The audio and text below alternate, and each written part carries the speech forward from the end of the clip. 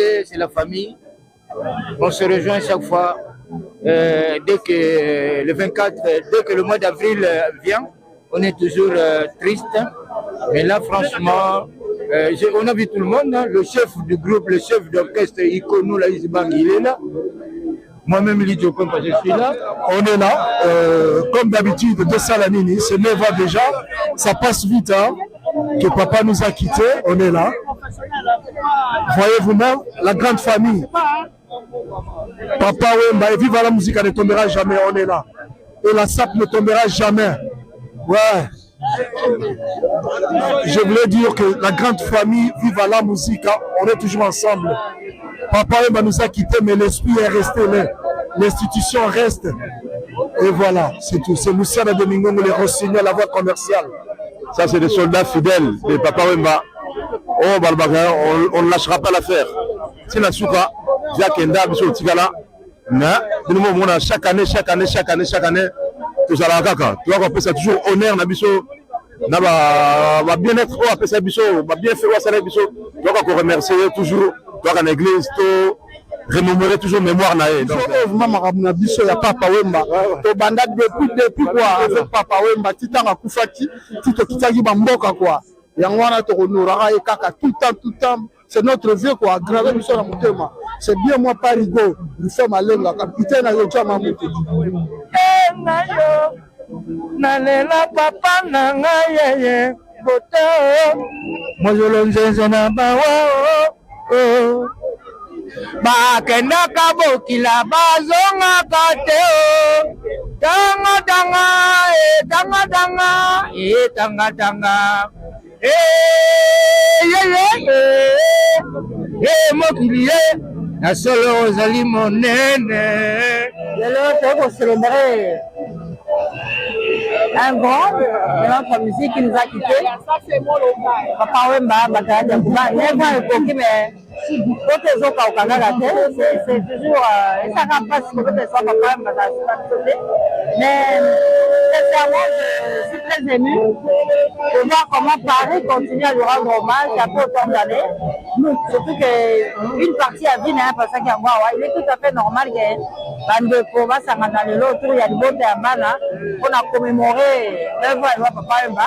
Na Kinshasa kuna eza ya koyinda Papa Wemba memelelaka te soki bakoboma ye doka na motema azali komilela tokendeke wapi yeye nsima ya liwa ainsi va la viva mama ainsi va la via Papa Wemba. Lidio Kompa, le grand samouraï de la nouvelle génération. Mais bon, jour pour jour, Kaka et à l'honneur de Papa Wemba, formateur des idoles 100% stars. Je suis très content qu'on soit tous réunis pour les 9 ans de Papa Wemba, ça fait plaisir. C'est un artiste qu'on n'oubliera jamais. Le seul message que moi je veux donner à tous les anciens de Vive la Musique, c'est qu'ils puissent former un, qu'ils puissent être tous unis. Tonton Stino, Tonton Reddy, Tonton Gloria, qui soient tous unis et que l'année prochaine ce sera les 10 ans de sa mort, qu'on puisse faire une grande fête à son hommage quoi. C'est le message que moi j'avais en tant que producteur aussi JKM Star Discoret et voilà quoi. Merci bien. Donc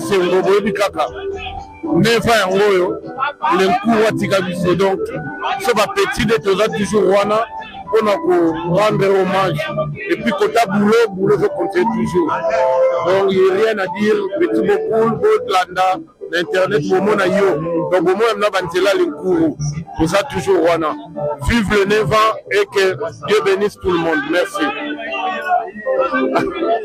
Oh jalina nona motema ya jali kaka esika ekolisaka borongoro liwa eboni motete la vie ezali libonda mama metika kolela kara le courroyer talanga yo moto nalingaka yororo.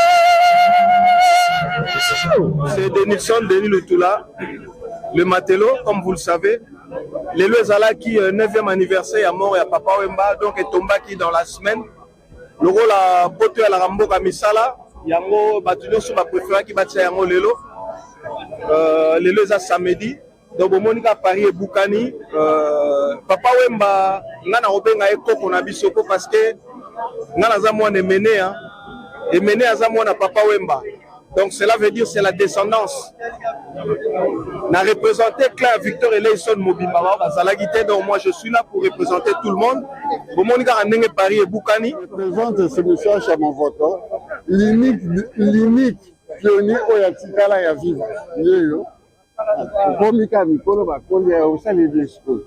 Mais nazana mawa benkuru akini biso kotikali. Nazate na sengo lele bato bayebele. C'est que azana na mikono na biso. Mais eloko na regretter pour beaucoup la lobaka ya biso que vivre la musique va de génération en génération. Ngende na moni awa baba yawa bazali kaka génération ya kala. Bonne génération c'est dans moni bakote. Mais au moment na kuna na Château Rouge, au biso to bana vivre. Mais l'autre monde biso. De la ville de Bozala na vivre. Merci Aya. La messe s'est bien passée, tout s'est bien passé. Tant que je suis de la Vive à la musique et je suis de Matongé, alors j'étais obligée de passer, ça s'est très bien passé. Il y avait tous les artistes et voilà quoi. Il est là dans notre cœur, il restera toujours dans notre cœur. Et voilà, le King.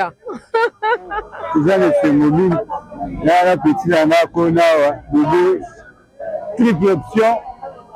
Que c'est pas si bâtiment, c'est parce que petit bateau baillé quand même, merci à trop. Vraiment, batana bango, baillé pour nos cancer, ilombe. Donc, il y a continuité. 10e anniversaire aux Ala. Tu écoutes à la sous-sous, tout ça, l'on remonte à moi ma carte. Vraiment, comme par aller fidèle au poste. Donc, Azanga, c'est mon local toujours. Il y a un américain dans la petite, des lyriques. Moi là-bas, ka. Take me by the end, show me the way I can go. Take me by the end, show me the way.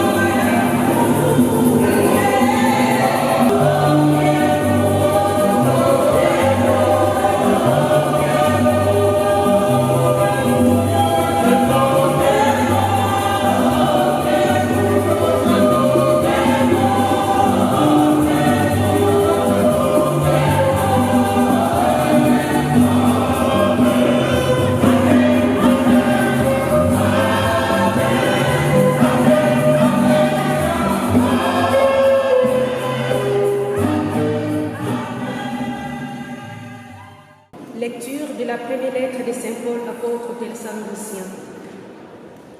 Frères, nous ne voulons pas vous laisser dans l'ignorance au sujet de ceux qui se sont endormis dans la mort. Il ne faut pas que vous soyez abattus comme les autres qui n'ont pas d'espérance. Jésus, nous le croyons, est mort et ressuscité. De même, nous le croyons aussi. Ceux qui se sont endormis, Dieu, par Jésus, les amènera avec lui. Car, sur la parole du Seigneur, nous vous déclarons ceci. Nous les vivants, nous qui sommes encore là, pour la venue du Seigneur, nous ne dévancerons pas ceux qui se sont endormis. Au signal donné par la voix de l'archange et par la trompette divine, le Seigneur lui-même descendra du ciel, et ceux qui se sont morts dans le Christ ressusciteront d'abord. Ensuite, nous les vivants, nous qui sommes encore là, nous serons emportés sur les nuées du ciel, en même temps que à la rencontre du Seigneur. Ainsi, nous serons pour toujours avec le Seigneur. Réconfortez-vous donc les uns les autres avec ce que je viens de dire. Parole du Seigneur. Lokola, tu comprendre que matanga pe kaka na libota oya biso ezali bato mosusu bakei cimetière toye kobanda retard tokosuka kaka wana mais toyebake makambo ezali ebele ya kodevelope mpo nyonso ekende malamu nyonso ekokisama malamu mosala wana epesa moko mpe litomba na ye kati na yango mpe bomoi na biso etalaka toujours nzambe mpe toyokaka conseil oyo ye apesaki lata kitoko mais yebake ifo osala ifo mpe ozala na ndako na yo ozala na kamwa eloko na yo et en plus na matanga ya mere malu na soirée bajeune moko batunaki ye yalobi na bango ifo neti kozanga ifo bokanisaka na présence na nga wana esika nalobi natalo masolo aza koloba eza kosanga kana na bime lokuta oyo pourkui j'espère que bavideo oza kozwa ekokomela ndenge masolo ayebake atika tolokuta tokolobaka makambo oyo ayeitina te parce que na présence na nga na matanga ya mere malu na kati ya sala ya vandi koko ya vandi pembeni na gauche nga na vandi na droite bajeune ebele bazalaki ezalaki wana mpe bafamille bato ebele bazalaki wana bacangana tout le monde était là et bajeune mosusu aza kokuna ye yalobi na bango nano babi neti bozala bokosanaka te ozwi mwa eloko okosanaka te okomba ndambo mpe otinda mpe mwa ndambo na mboka mosusu atomoni mosusu atomi ye abimoni ye yo moko mpe osaka nini mpo na retraite na yo abino onga naza kosala yo yindango te me yo te naza koteya yo ozwi bomba ndambo olie ndambo bomba ndambo tina mpe ndambo na mboka mpe bandenge maza je crois mateya wana nyonso tosimba yango bongo tosala mosala na ndenge esengeli totika kobebisaka baninga kongo pambapamba surtout soki moninga yango asi awa moto aza kotoyi ya koyoka oyo aza na motema ya kondima oyo aza mpe na makasi ya kosala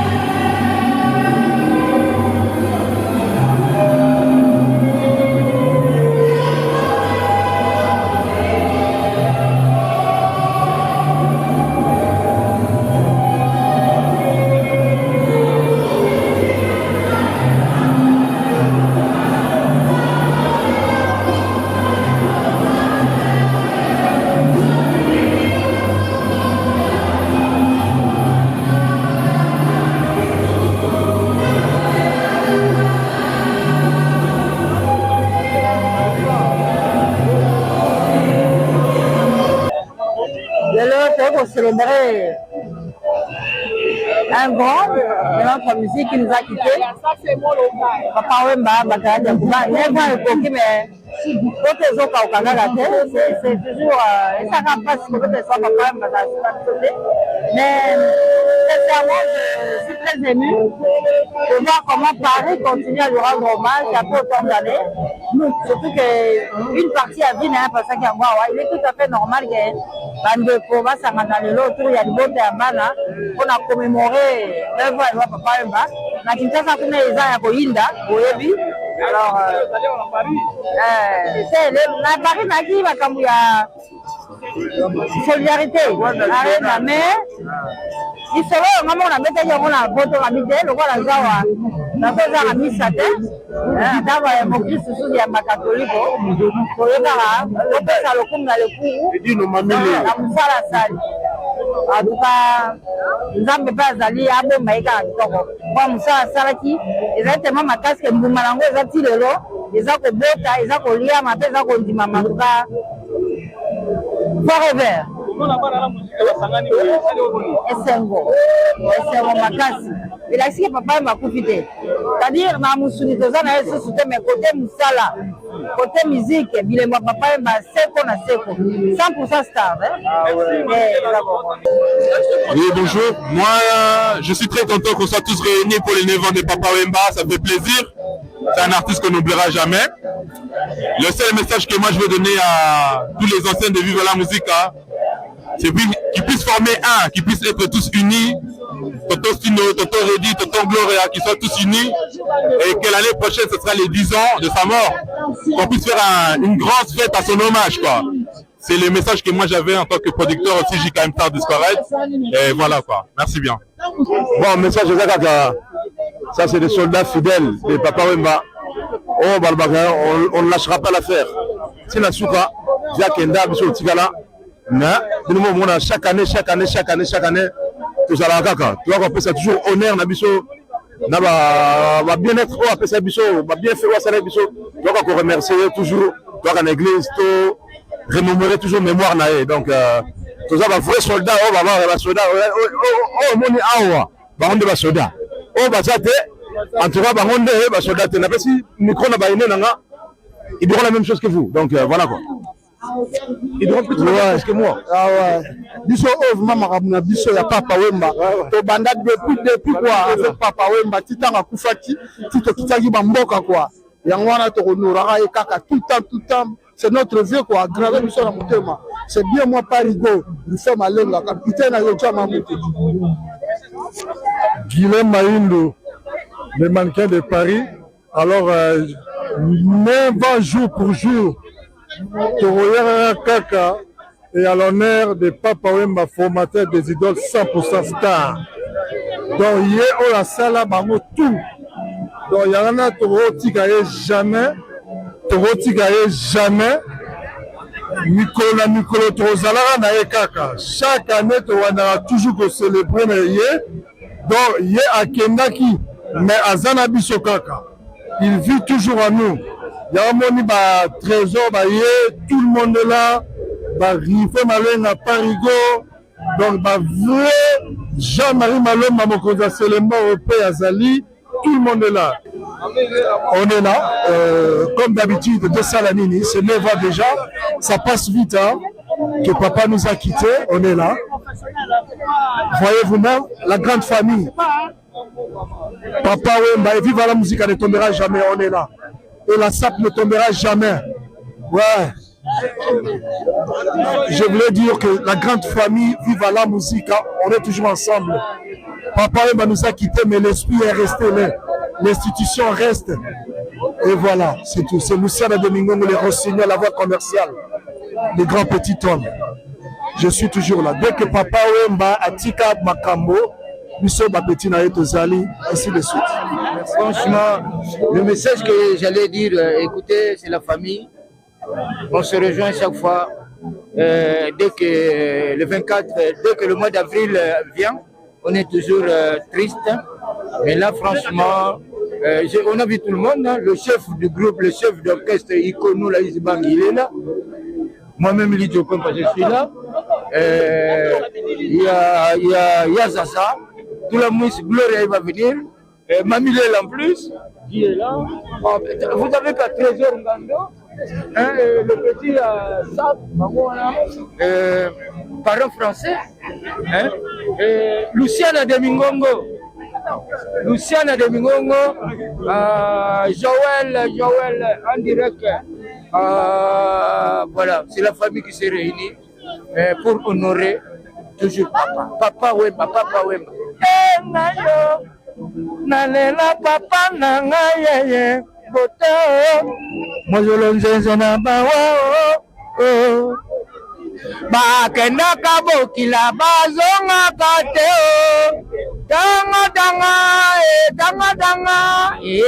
tanga mokili na solo ozali monene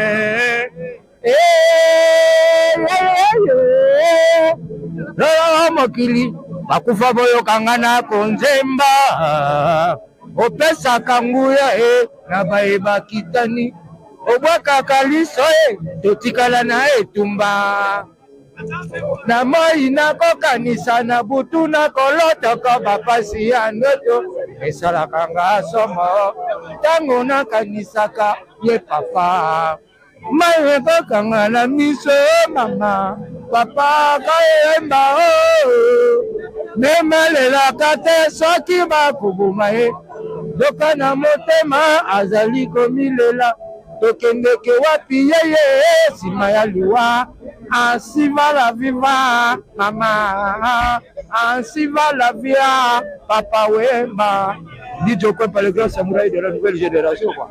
Merci beaucoup. Voilà, on pourrait que chanter, on pourrait que penser à lui, on pourrait que faire ça. Merci à tout le monde. Et que vive la musique, et que vive le Molocosta, et que vive Papa Wemba Kaka. Ouais, bon, c'est Denis Lutula, le Matello, comme vous le savez. Les Zalaki, 9e anniversaire à mort et à Papa Wemba, donc est tombé qui dans la semaine. Le rôle à Poto à la Rambo Kamisala. Yango batunion sur ma préférée qui battait yango lelo za samedi donc Monica Paris et Boukani Papa Wemba ngana obenga ekoko na bisoko parce que ngana za mwana emene azamwana Papa Wemba, donc cela veut dire c'est la descendance na représenter Claire Victor et Leison Mobimba bazalagité, donc moi je suis là pour représenter tout le monde. Monica Ndenge Paris et Boukani. Donc, tu as commémoré 9e anniversaire il y a l'Enkourou Yaka, Nakata Kourou Pende. Donc, vraiment, merci d'Ambatonio qui va se déplacer. N'allez pas un message pour Européen, ça n'a pas victoré surtout. Donc, vraiment, bon, moni, ma papa est mané les canards. Très bien organisé. Batoubaye, Batouatelemi. Donc, nous sommes à peine à Makamba King qui s'est remené, hôtel le Makapé, hôtel le Maka, Tala Paris. Paris et Boukani, Batunios, tout Bazaliawa.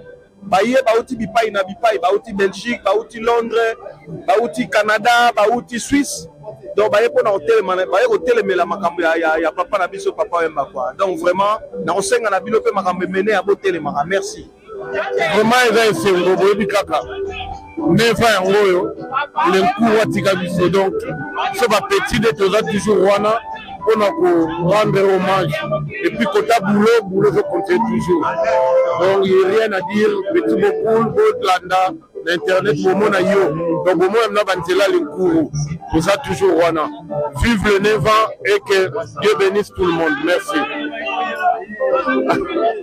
Oh jali na nona motema ye jali kaka esika ekolisaka borongoro liwa eboni motete la vie ezali libonda mama metika kolela kara lenkuru aye talanga yo moto nalingaka yororo. Et puis tous à la moko na sepeli na moni bakongo na lisusu bon biso salaka ba reconnaissance toujours na bafamille mpe na bandeko nyonso tu batiki biso to reconnaître la mémoire na ye que c'est vraiment un grand nom et puis star na biso frère papa et puis tout ça la boboko. Merci nzamba pour mon ami. La messe s'est bien passée, tout s'est bien passé tant que je suis de la Vive à la Musica et je suis de Matongé. Alors, j'étais obligée de passer, ça s'est très bien passé. Il y avait tous les artistes et voilà quoi. Il est là dans notre cœur, il restera toujours dans notre cœur. Et voilà, le King. Merci. Je présente ce monsieur Chamavoto, l'unique pionnier Oyatikala ya Viva. Yeyo. Komika mikolo bakoli ya osali disco. Mais nazana mawa benkulu akini biso kotikali. Naza pe na esengo ndenge bato bayebele. C'est que azana na mikono na biso. Mais eloko na regrette mpo bekulu alobaka ya biso ke Viva la musique eza de génération en génération. Ndenge namoni awa baba yawa bazali kaka génération ya kala. Bon génération ya sika namoni bango te. Mais okomona kuna na Château Rouge obiso to bana Viva. Lelo to moni biso de la ville bozala na Viva. Merci Yaya. Bon, comme d'habitude, bato forme ce jour-là, les jours moko ya biso ya mawa, tango te akawa, parce qu'on n'oublie pas que le 24 avril, les alaki mokolo ya mawa. Là, on est venu pour cette messe-là, parce que Papa Wemba reste l'unique et le meilleur à jamais. Donc, quand on parle de Papa Wemba, ce qui te combat Papa Wemba est sonné. Nous tout la forme fois la maka, ayaka na esika na yo, parce que Oyo, place d'ambition. Ça, c'est la place des gens de la plateforme, les gens qui sont ancrés là-dedans. Nous tout à côté awa, faza muta idéologie en forme. Et donc, nous sommes là pour ça. Et qu'on avait, comme d'habitude, hein, le 14 juin, Torozala, toujours, mais ça fait beaucoup anniversaire, Torotel à Malichissu, surtout de préparer le 10e anniversaire, il y a Liwa Papa Wemba, et ça sera un moment, il y a Bonene, au but surtout que Sangana, pour faire de ce jour-là, de cette année-là, l'année prochaine, grand événement mondial. Voilà. Bien rasé, bien parfumé, Nabadi Passomo. Oh, ah, merci. Bon, c'est le phénomène. La petite Anakona, bébé, triple option. Que c'est pas si bâtiment, ce bateau. Petit bateau, baye quand même, merci à trop. Vraiment, Batana Bango, baye, pour nos cancer, Ilombe. Donc, il y a continuité. 10e anniversaire aux Ala. Tu écoutes à la sous pour ça, il y a à moi ma carte. Vraiment, comme par ailleurs, fidèle au poste. Donc, Azana, c'est mon local toujours. Il y a un Américain dans la fétine, des lyriques. Moi, là-bas, K. Voilà.